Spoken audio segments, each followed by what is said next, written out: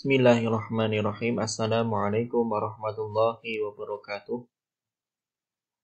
Baik teman-teman sekalian, pada kesempatan hari ini atau pada kesempatan kali ini kita akan kuliah yaitu praktikum Metopen Pendidikan IPA. Di sini timnya ada Bu Insi, ada Pak Dadan, ada Bu Laifa dan juga saya.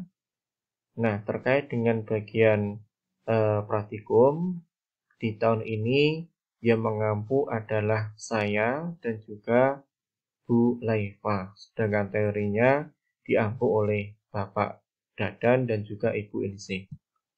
Nah, terkait dengan kuliah kita akan kita sampaikan dulu istilahnya silabusnya ya, atau rancangan kuliah kita selama 1 semester.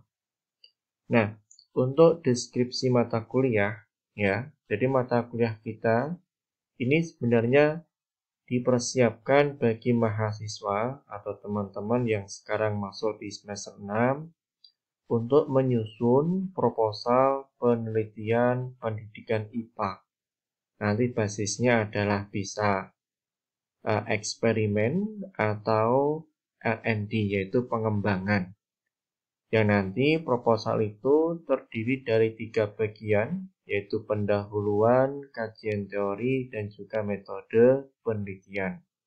Jadi ada 3 bagian utama. Praktikum pertama, teman-teman menyusun bagian pendahuluan proposal. Praktikum kedua, bagaimana menyusun kajian teori. Dan praktikum ketiga, yaitu bagaimana kita menyusun metode penelitian. Nah, di sini meskipun kita ada di kondisi corona atau COVID-19, nanti penelitiannya dilaksanakan sesuai dengan modenya masing-masing. Bisa secara online atau daring atau face-to-face di sekolahnya masing-masing. Nah, di sini teman-teman produk akhir ini adalah teman-teman bisa menghasilkan proposal penelitian yang nanti harapannya bisa diajukan sebagai tugas akhir kuliah. Jadi nanti kuncinya adalah judulnya sudah fix ya, tidak ada perubahan ya, dan nanti di semester depan tinggal observasi ketika PLP dan bisa menyusun instrumen, kemudian tahun depan sudah ambil data. Berbeda ketika teman-teman ganti judul, maka imbasnya adalah harus merevisi bab 1, 2, dan 3. Nah, untuk sumber referensi, dari tim tidak membatasi, ya teman-teman boleh ambil berbagai macam buku metode penelitian, bisa juga artikel jurnal dari internet, dan juga banyak sekali referensi yang bisa teman-teman download. Ada libgen.irs ya, atau genlib.ras.ec itu juga bisa nih, nanti juga sama. Kemudian jurnal banyak sekali ya, jadi ketika kita akan melakukan penelitian kita harus mempunyai referensi dulu. Kemudian ini adalah libgen.rs, nanti banyak, tinggal ketik aja judulnya bahasa Inggris. Kemudian jurnal banyak. Untuk penilaian nanti ada beberapa bagian. Yang pertama adalah presentasi kelompok. Ini ketika masuk di bagian setengah semester akhir ya, nanti ada review artikel yang disampaikan secara berkelompok. Nanti kelompok juga akan kita bagi. Kemudian proposal akhir, jadi bobotnya adalah 75 dan 25. Kemudian keaktifan ini kita berikan juga bagi teman-teman yang aktif, bertanya, diskusi ya, menyanggah, merespon. Ini ada nilai tambahan tersendiri. Sehingga nilai akhir nanti ya 10% ya, tambahan dari tambahan keaktifan ya, dari nilai total yang diperoleh. Nah, untuk praktikum pertama ya, ini selama 4 pekan ya. Jadi hari pekan ini sampai dengan 4 pekan ke depan ya. Ini fokusnya adalah bagaimana kita menyusun di bab 1 ya. Nanti juga akan dikenalkan terkait dengan penelitian eksperimen dan juga penelitian R&D, khususnya dalam dunia pendidikan. Kemudian bagaimana kita menyusun judul, bagaimana kita menyusun latar belakang, identifikasi masalah, batasan masalah, tujuan, manfaat ya. Termasuk juga teman-teman karena sudah mulai mengumpulkan referensi, maka kita kenalkan aplikasi untuk menulis daftar pustaka atau citasi berbasis komputer yaitu Zotero. Banyak ya, tidak cuma Zotero, bisa juga Mendeley dan lain sebagainya. Kemudian mungkin di pekan ketiga atau keempat, bagi yang sudah selesai, harapannya ada 1 atau 2 perwakilan dari kelas yang bisa presentasi, sehingga bisa diberikan masukan gitu. Ini adalah format ya, untuk bab 1 nanti seperti ini. Kemudian di bagian kedua, praktikum kedua, ini pekan kelima sampai dengan 8, ini fokus pada bagaimana menyusun kajian teori. Jadi di bagian praktikum kedua ini menganalisis ya, mensintesis kajian teori. Dari sumbernya ada buku, ada jurnal, atau dari internet kita citasi. Kemudian mengkaji artikel ya. Tentunya artikel itu sesuai dengan judul yang sudah teman-teman pilih ya. Menyusun kerangka berpikir ya, tentunya dasarnya juga sama, kajian teori dan juga penelitian yang relevan. Kemudian yang keempat adalah menyusun pertanyaan terkait dengan R&D. Ini khusus ketika teman-teman memilih jenisnya R&D. Maka di bagian keempat adalah menyusun pertanyaan penelitian. Kalau penelitiannya adalah eksperimen, maka hipotesis penelitian. Kemudian di pekan 7 atau 8, ini teman-teman presentasi di bab 2. Kemudian ini formatnya ya, deskripsi teori, penelitiannya relevan, kerangka berpikir, kemudian pertanyaan penelitian jika R&D, kemudian yang bisa juga hipotesis ya. Jadi ada 4 poin di sini. Ketika eksperimen ya maka yang dipilih adalah yang sini tidak usah. Ketika R&D maka cukup sampai sini, yang ini tidak usah. Kemudian di bagian ketiga kita kontennya kita akan mempelajari bagaimana kita menyusun metode penelitian dari desainnya, sampel populasi, ya, instrumennya, data, analisis datanya, gitu. Kemudian menyusun kisi-kisi instrumen, ya, jadi kisi-kisinya belum sampai pada instrumennya. Kemudian juga menuliskan kira-kira uji statistiknya seperti apa yang digunakan, kemudian pengolahan butir soalnya seperti apa. Kemudian pertemuan 9-15 ya, 9-15 ini ada review artikel.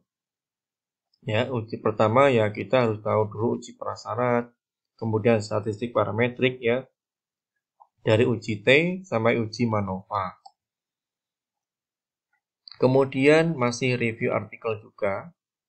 Jadi untuk yang non parametrik, kemudian uji korelasi, regresi, gain score, efek Zeiss ya, konversi skala, ini adalah beberapa uji statistik ya yang sering digunakan dalam pengolahan data.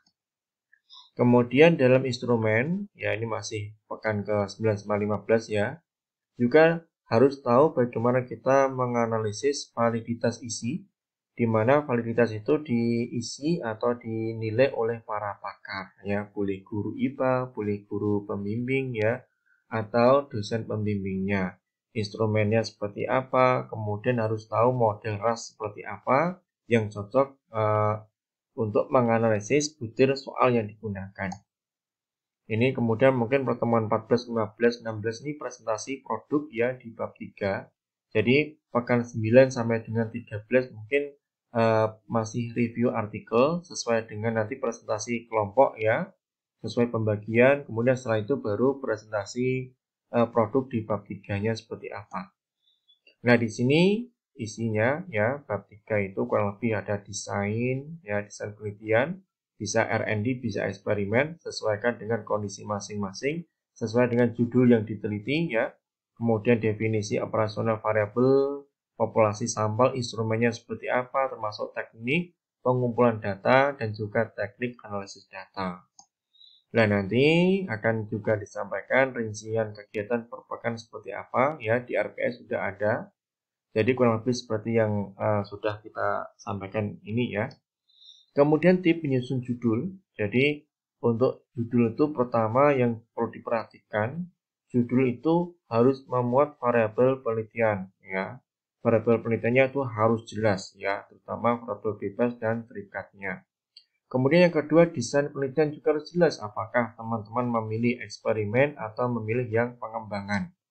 Contohnya, ya ini adalah contoh penelitian yang eksperimen. Jadi judulnya adalah pengaruh penerapan pembelajaran berbasis masalah atau PBL ya, Project Problem Based Learning kalau bahasa Inggrisnya, terhadap kemampuan berpikir kritis ya siswa pada pelajaran IPA di SMX materi energi. Ini adalah contoh eksperimen. Kalau diteliti ya, variabel PT-nya jelas, variabel bebasnya adalah pembelajaran IPA berbasis masalah. Kemudian variabel terikatnya kemampuan berpikir kritis. Nah, teman-teman, ciri khas dari penelitian eksperimen itu adalah ada kata kunci pengaruh, efektivitas, atau perbedaan hasil. Nah, kalau pengembangan ini ada ciri khasnya yaitu pengembangan. Sama, variabel penelitiannya juga harus jelas. Ciri khasnya adalah ada kata kunci yaitu pengembangan. Nah, yang perlu diperhatikan teman-teman karena masih levelnya S1, ini struktur keilmuannya berada di level KKNI level 6. Belum masuk pada calon guru ya. Ketika mau jadi guru ya harus kuliah lagi, kuliah PPG. Maka di sini penelitiannya adalah eksperimen atau R&D. Nah, basisnya bukan PTK. Kalau PTK itu ada ciri khusus ya. Ciri khususnya adalah peningkatan. Kalau peningkatan butuh waktu lebih lama dibanding dengan eksperimen. Nah, kalau misalkan judul PTK untuk PPG ya, ini masih sama variabelnya, tapi di sini ada kata ciri khasnya untuk meningkatkan ya. Jadi untuk meningkatkan itu butuh waktu, tidak cuma 1, 2, 3 pekan ya, bahkan sampai 2 bulan ya. Nah, di sini nanti teman-teman dalam mengembangkan judul tolong digunakan matrik yang sudah kita siapkan sebagai alat bantu. Memang kita tidak membatasi, misalkan teman-teman kok punya ide yang lain, silakan dipilih, tidak apa-apa, yang jelas punya acuan, punya referensi yang bisa digunakan untuk mengembangkan di bab 1, bab 2, dan juga bab 3 ini. Jadi teman-teman harus hati-hati. Jadi penelitian di S1 ini masih sebagai calon sarjana pendidikan IPA, belum calon guru IPA. Sehingga untuk penelitiannya tidak diarahkan kepada atau belum diarahkan pada PTK. Kalau PTK kan jelas ada ciri khasnya ya. Jadi ciri khasnya adalah untuk meningkatkan. Mungkin judulnya yang lain juga boleh ya. Misalkan gini, kalau kita rubah upaya peningkatan kemampuan berpikir kritis siswa dengan menggunakan pembelajaran berbasis masalah. Ini juga boleh. Ini untuk yang PTK ya, untuk teman-teman S1 belum boleh ya. Kemudian kalau kita modifikasi, boleh juga misalkan ini ya. Ini pengaruh ganti efektivitas, penerapan pembelajaran, dan seterusnya juga boleh ya. Nah, ini adalah rangkaian kita kuliah ya selama 1 semester. Jadi yang jelas produknya adalah proposal. Nah, kemudian, ini teman-teman ya, ini sudah kita upload di Bismart. Nanti tolong dicek. Jadi teman-teman menggunakan variabel bebasnya di sini, variabel terikatnya di sini. Jadi harus sinkron ya, antara variabel bebas sama terikat harus sinkron, tidak boleh melenceng.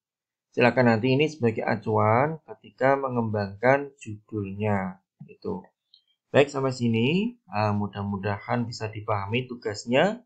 Silakan dikembangkan judulnya sesuai dengan kondisi masing-masing ya. Yang mau model eksperimen silakan, yang model pengembangan silakan ya. Antara variabel bebas sama terikat harus sinkron.